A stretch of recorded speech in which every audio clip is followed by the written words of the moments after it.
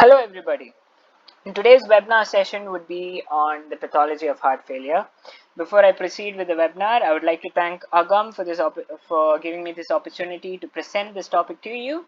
And let me introduce myself. I am Abby Thomas, a third year medical student from Omandurar Medical College. And now let's jump into the webinar. So today the following headings will be discussed. So we'll look at the definition of heart failure first, then we'll go into the etiology of heart failure, then we'll look into the physiological adaptations in heart failure, then we'll look at the pathophysiology, then we will discuss about a specific type of adaptation called hypertrophy, then we'll look at the types and then the clinical features. So moving on to the definition. Heart failure is a condition of impaired function of the heart which renders the heart incapable of maintaining cardiac output sufficient for metabolic demands. So note this point, incapable of maintaining cardiac output sufficient for metabolic demands. So what this means to say is that there is an impaired function of the heart either in systole or diastole in such a way that the cardiac output produced is less than sufficient to maintain normal or to maintain the oxygen demands of the tissue. Okay. So moving on to the etiology. Etiology, first you have to understand there are two types of heart failure. There is left heart failure and the right heart failure. So we'll be discussing about that later. So now just know the etiologies of the individual conditions. So in left heart failure, the etiologies are, first is ischemic heart disease, that is nothing but myocardial infarction. Then you have hypertension, then aortic and mitral valvular disease, and a special condition called primary myocardial disease, which is also called myopathy. Right? This is also called myopathy. You will be learning about cardiac myopathies later in later lectures. Now, when you look at the right heart failure, it's almost the same. You have right-sided ischemia, which is a condition which is very, very rare. Then we have a condition called cor pulmonale. Cor pulmonale is the right heart failure caused due to any lung pathology, since the lung and the right heart are in direct connection. Yes? Yes. Now next we move on to pulmonary and tricuspid valvular disease, and then last again primary myocardial diseases, which are nothing but myopathy. So I forgot to tell you, please have your Robbins with you so that when you look through, when you are watching the webinar, you could underline the important points and also learn the topic then and there. This will be helpful for you.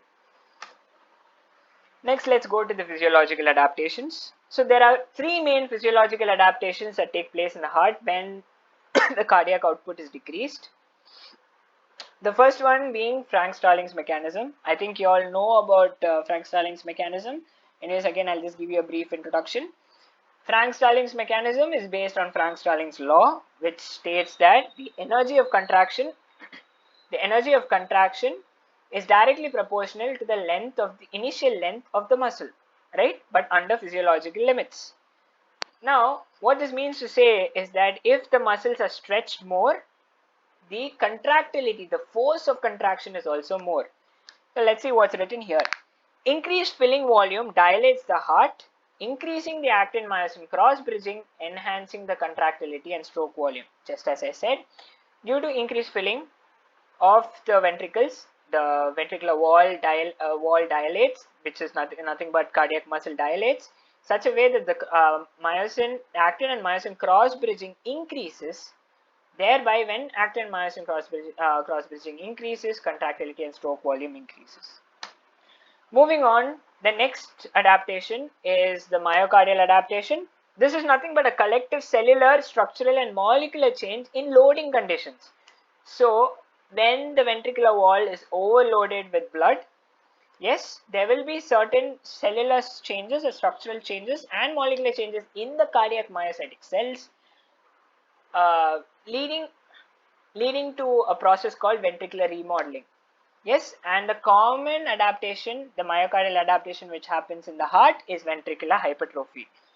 Yes, I think we all know what hypertrophy is. Hypertrophy is increase in size of the cell in response to a pathological state, right? In response to a pathological condition to adapt over it, to maintain homeostasis. Now, Moving on to the next adaptation, it is the activation of neurohumoral system, right? This is nothing but the hormones released which influence the cardiovascular system. Basically, they are hormones and neurotransmitters like epinephrine by adrenergic neurons. Then the activation of renin-angiotensin-aldosterone system. Renin-angiotensin system acts on the heart, which promotes ventricular hypertrophy, or which is the initiation, which is the trigger for hypertrophy. And then the last is release of natriuretic peptide, which will uh, which will support diuresis and decrease the workload on the heart. Yes, decrease the preload, thereby decreasing the workload on the heart. Next, let's look into the pathophysiology. As we have discussed the etiologies, these etiologies will trigger a compensatory mechanism. The compensatory mechanisms are nothing but the adaptations. So these adaptations, yes, these adaptations are actually meant to maintain homeostasis or to maintain cardiac output. But when they are prolonged or when they exceed physiological limits, they actually cause increased cardiac workload by the various means. You have seen, you can see it on the flow chart. So activation of norepinephrine and atrial natriuretic peptide beyond a physiological limit will cause tachycardia, which will cause further stress to the myocardium. Activation of the renin-angiotensin system, sodium and water retention is there, plus you have ventricular hypertrophy, which will also cause further stress to the myocardium. Then when you look at the if you look at increased myocardial contractility, the cardiac workload will increase, cell stretching will increase, thereby it will cause compensatory hypertrophy, dilatation, and congestive heart failure. So there are two important dysfunctions that you have to know in heart failure. These are the basic mechanisms of heart failure. One is a systolic dysfunction. Systolic dysfunction is nothing but the progressive deterioration of the cardiac contractility. What this means to say is that the contraction of the heart cardiac muscle is decreased. Yes, contraction of cardiac muscle is decreased. So the cardiac muscles will not be able to contract. Thereby, cardiac output will be decreased, thereby causing cardiac failure. This is usually caused by ischemia or pressure and volume overload. Pressure and volume overload is nothing. Pressure overload is due to increase in outflow pressure. That is when the outflow arteries or the vessels are in contraction. Yes, are in contraction. That is, or in a hypertensive state. The cardiac output will decrease. Cardiac output through the arteries will decrease, thereby the excess volume will be still present in the ventricle, causing ventricular dilation or a ventricular overload. Same volume overload, when the preload increases, there will be an excessive volume which enters into the ventricle and causes ventricular dilatation and ventricular volume overload. Next is the diastolic dysfunction. This is the direct opposite. This is the inability of the chamber to relax and fill, right? So this means that the cardiac ventricles, the ventricular chamber, will be in a constant state of contraction. Thereby, no new blood is going to enter into the ventricles. No new blood is going to be ejected out through the outflow tracts. Thereby, cardiac output will decrease, thereby causing cardiac failure. Now the causes are ventricular wall fibrosis. We know that fibrous tissues are non-elastic, right? And they contract a lot. So due to fibrosis, the ventricular walls will be in a sustained state of contraction. Thereby cardiac output will decrease. The same happens in amyloid deposition. Next, let's look at one adaptation called hypertrophy. Yes. Hypertrophy is an adaptation which occurs due to sustained increase in mechanical workload due to pressure or volume overload, or trophic signals causes the myocytes to increase in size and cumulatively increase the size and weight of the heart. Yes. What this means to say is that increased workload or increased volume in the ventricles, the ventricular muscle wall, yes, dilates, thereby the muscles expand in length, and over a physiological limit they will not as I said, as by Frank-Stallings mechanism, over a physiological limit, yes, they will not be able to contract properly. This will cause a signal which causes myocytes to increase in size, thereby causing hypertrophy. Now, as we said, it's a myocardial adaptation. Then it exists in two forms, mainly pressure overload hypertrophy and volume overload hypertrophy. Pressure overload hypertrophy is nothing but the condition when the outflow tracts have large pressure, due to which cardiac output is insufficient. So the remaining volume will remain in the ventricle, causing the ventricles to dilate, causing an overload on the ventricles, thereby triggering hypertrophy. Volume overload is nothing different, but the only difference is that the outflow tracts, the pressure is normal, and the overload here is due to an excessive influx of blood or influx of fluid into the ventricular chambers, right? This is mainly due to a valvular insufficiency or due to influx of preload. Yes. Now, a theoretical point to note: hypertrophy may involve these early genes such as FOS, JUN, MYC, and EGR1. Now, a very important point to note is that the molecular and cellular changes in hypertrophic heart that initially mediates the enhanced function may themselves contribute to development of heart failure. How is this possible? I will show you. Take the right top image. You can see that in a normal heart, the ventricles are large, yes, and the ventricular myocyte walls are thin. But in a hypertrophied heart, the ventricular walls are thick. So what happens here? Since there is thickness in the ventricular walls, the ventricular luminal volume decreases. Due to this ventricular luminal wall decrease, the volume of blood entering into the ventricles also decrease. Thereby, the cardiac output will also decrease. Because the volume of blood entering into the ventricles is decreased, so the ejection volume also decreases, right? Yes. Moving back, let's look at the histological changes, that is the individual cellular characteristics of this adaptation. The individual myocytes exhibit increase in DNA ploidy. Now here the DNA ploidy increase is to compensate for the excessive production of proteins. Now, if you have many DNAs and many ribosomes coding proteins at the same time, the amount of proteins will increase, and that is the main aim of hypertrophy, isn't it? So there is DNA ploidy. Next is increased mitochondria. Since the cells increase in size, the increased size cell needs a lot of energy, so there's increased mitochondria. And the next, you will have increased sarcomere to increase contractility. Let's look at the types of heart failure right now. The types of heart failure, as I said, there are two types of heart failure: right heart failure and a left heart failure. Right heart failure, it is a condition when the right ventricular chamber is dysfunctional. That is, the right side which leads to the pulmonary circuit is dysfunctional, thereby causing congestion where in the right ventricle.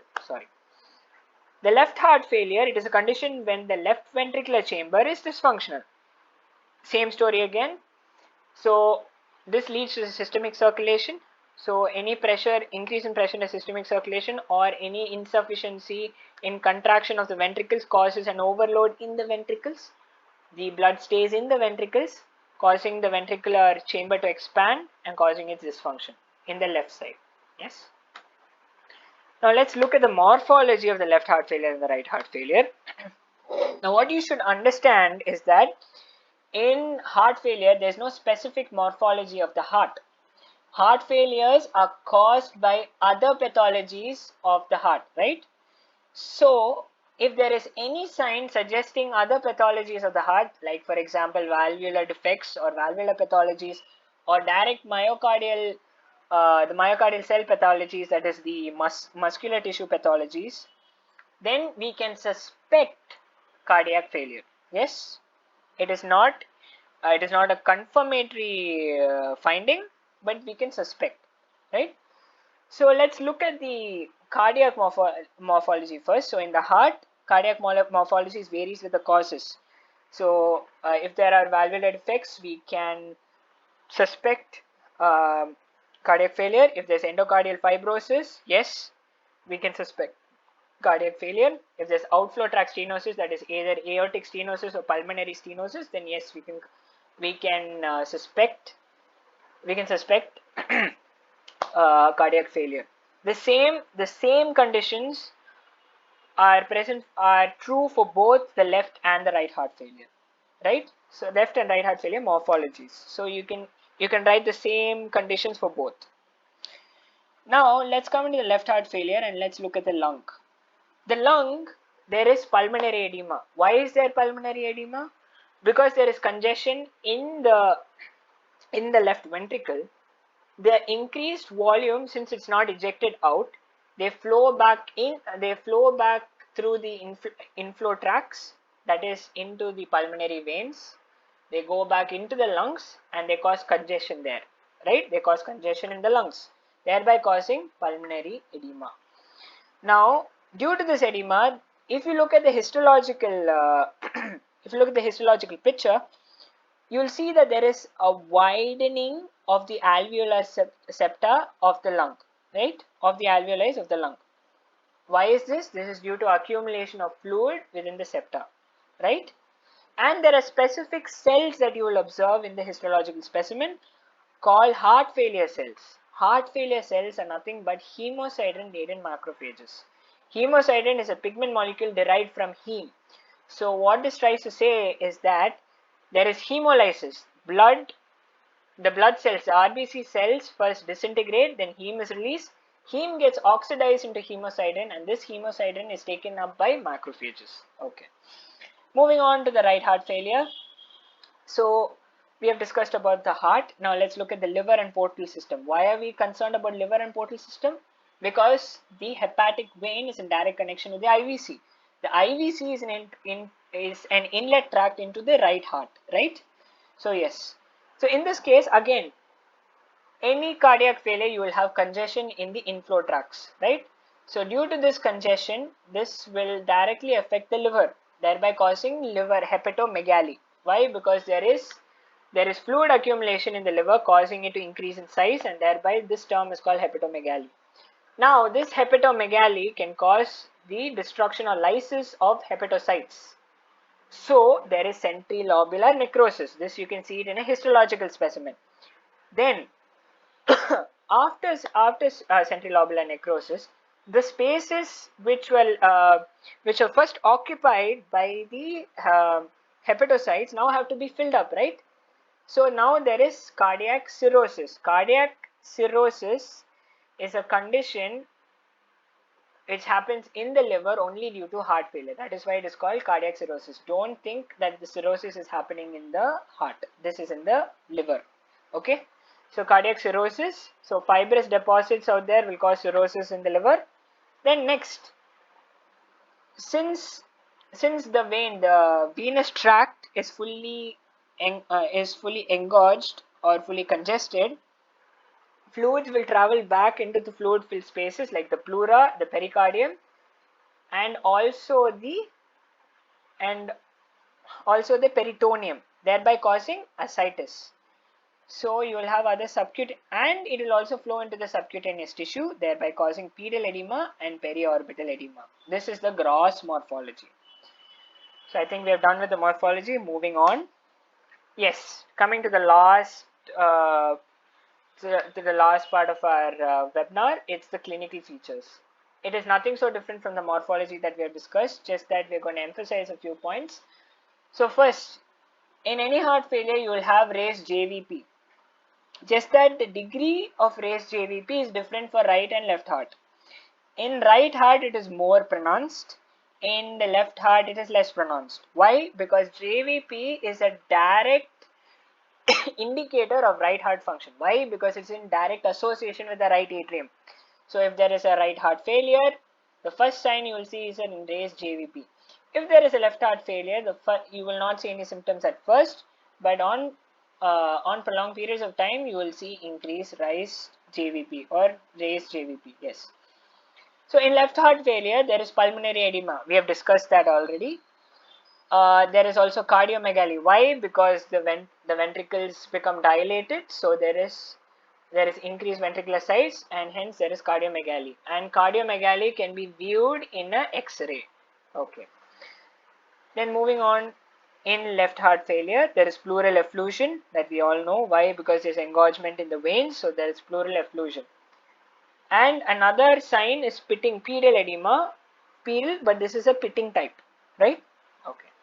Coming to right heart failure, there is hepatomegaly. Why? Because there is congestion in the venous tracts.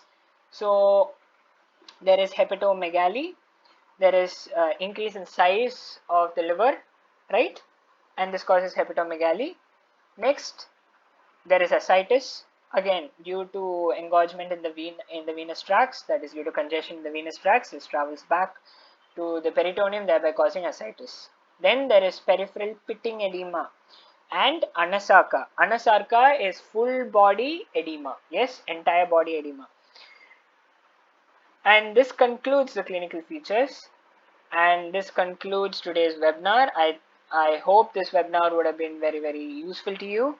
I hope you would have used Robbins, kept it by your side, and you would have marked the important points which are necessary.